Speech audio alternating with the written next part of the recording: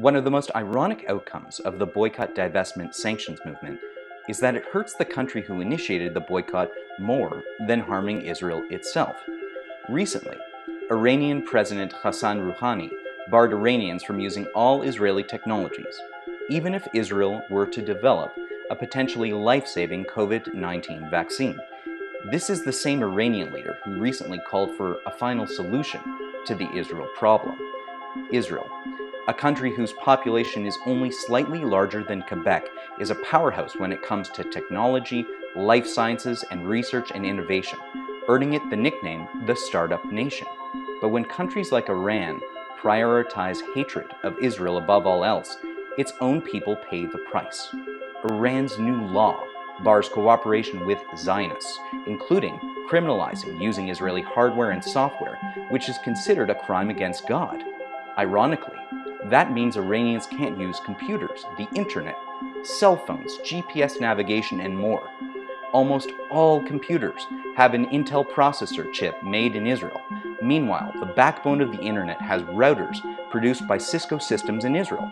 As well, Motorola's R&D centers in Israel help develop technology featured in most smartphones, while the most popular driver assistance technology was produced by the Israeli company Mobileye.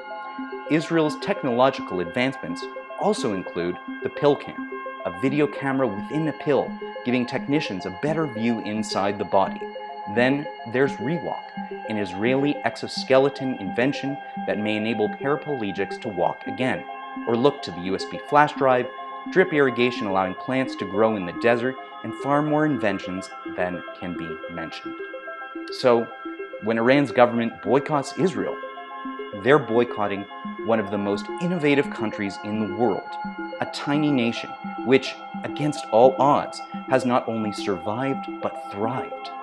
Iran's government effectively declares that boycotting the only liberal democracy in the entire Middle East is more important than giving its own people access to potentially life-saving medical advancements, not to mention so many modern technologies that we in Canada use daily but never think twice about.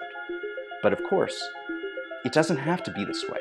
No one is forcing the Iranian government, or anyone for that matter, to boycott Israel.